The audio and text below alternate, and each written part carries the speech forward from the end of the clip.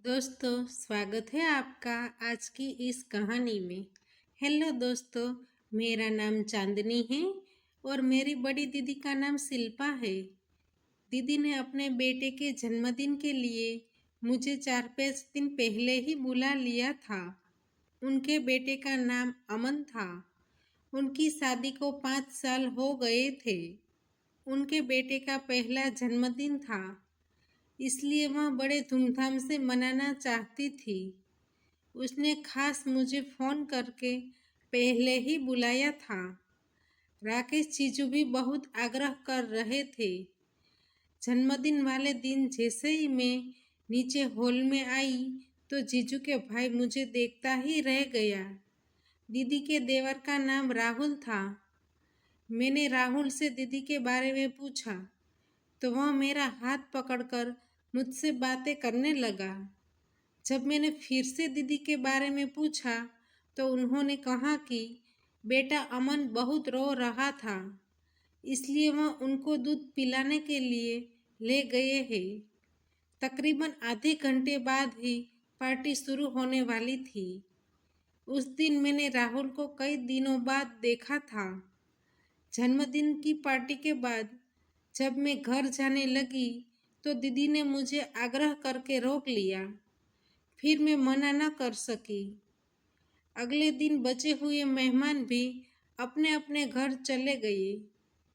दीदी ने अपने घर में मुझे एक अलग कमरा दिया था। जब से मैं दीदी के घर आई तब से मैं देख रही थी कि अमन ने दीदी को बहुत परेशान करके रखा था।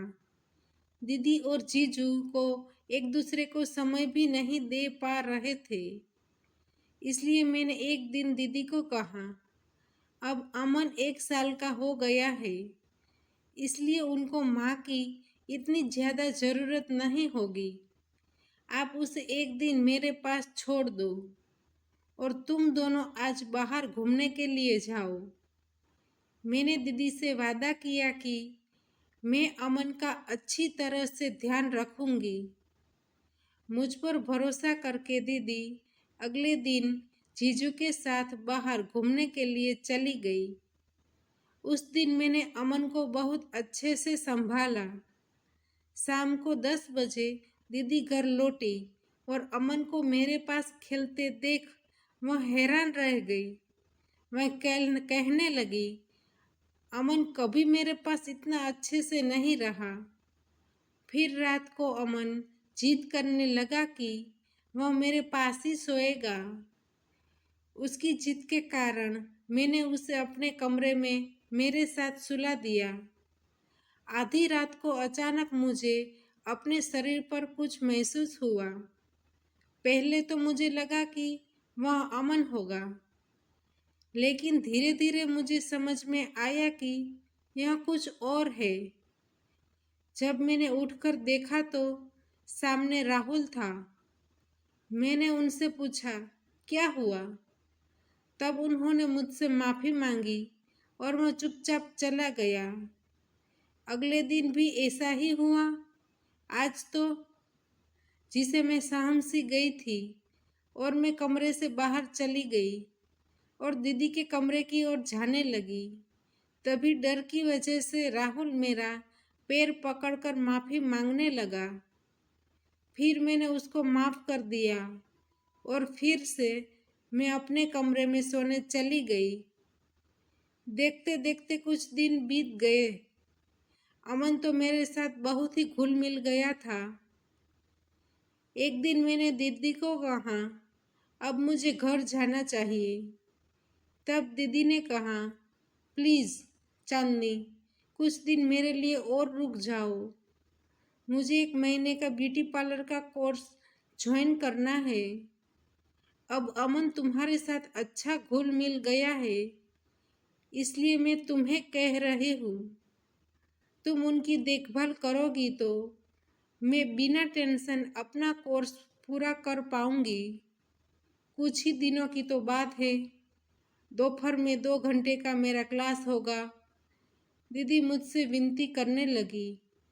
दीदी का आग्रह बढ़ता जा रहा था, इसलिए मैंने वहाँ रुकने का फैसला लिया।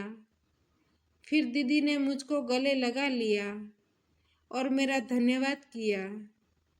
एक दिन दोपहर को दीदी क्लास के लिए गई थी, तब अमन मेरे पास था। अचानक वह रोने लगा, तो मैं दूध लाने के लिए किचन में गई। दूध गर्म हो रहा था, इसलिए मैं खड़ी थी। अचानक राहुल कहाँ से आ गया और उन्होंने मुझे, मैं एकदम से डर गई। अब उनकी नज़र मुझे कुछ ठीक नहीं लग रही थी। फिर मैंने कहा, कुछ घंटे पहले तो आप घर पर नहीं थे।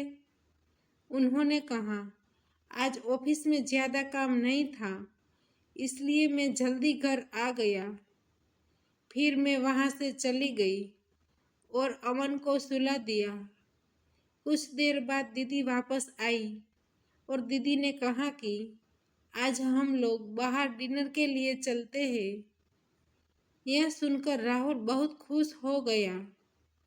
फिर जब हम लोग निकल रहे थे, तभी अचानक से जीजू का फ़ोन आया कि उनके कुछ दोस्त आने वाले हैं, इसलिए दीदी ने आने से मना कर दिया। लेकिन उसने हम दोनों को ज़बरदस्ती अकेले ही खाना खाने के लिए भेज दिया।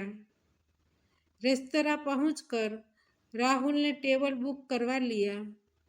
उन्होंने मेरे लिए विशेष तौर पर मेरा पसंदीदा खाना ऑर्डर किया। डिनर के दौरान राहुल ने मुझे कई बार कोशिश की। उनकी बातें और व्यवहार मुझे असहज कर रहे थे। मैंने सोचा, जल्द से जल्द वापस घर लौटना ही बेहतर होगा। डिनर खत्म होते ही हम वापस घर आ गए। जब हम घर पहुँचे तो दीदी कमरे में सो रही थी। घर पहुंचकर राहुल ने मेरा हाथ पकड़कर डिनर में साथ चलने के लिए धन्यवाद किया।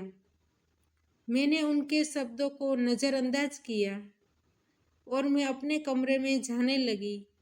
तभी राहुल ने मेरा हाथ पकड़ लिया और बोला, चांदनी, क्या तुम जानती हो, मुझे तुम पसंद हो। मुझे तुम्हारी बहुत ज़रूरत है। इतना कहकर राहुल मुझे कमरे में ले गया। फिर वह मेरे साथ क्रिकेट खेल खेलने लगा। मुझे उनके साथ क्रिकेट खेल नहीं खेलना था, इसलिए मैंने उसे रोकने की बहुत कोशिश की। मैं असहाय महसूस करने लगी थी। अब मैंने उसे ज़ोर से धक्का दिया और कहा, मुझे तुमसे यह उम्मीद नहीं थी। मैं यहाँ दीदी की मदद करने के लिए आई हूँ, नहीं कि तुम्हारे इरादों को पूरा करने। अब उनका चेहरा क्रोधित हो उठा था, लेकिन उन्होंने मुझे कुछ नहीं कहा और मुझे वहाँ से जाने दिया।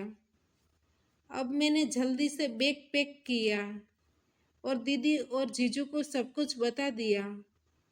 पहले तो जीजू ने यकीन नहीं किया, लेकिन फिर मैंने विस्तार से सब कुछ बताया, तब जाके जीजू माने। फिर उन दोनों ने राहुल को सदा के लिए घर से बाहर निकाल दिया। दोस्तों, हमारी कहानी यहीं पे समाप्त होती है।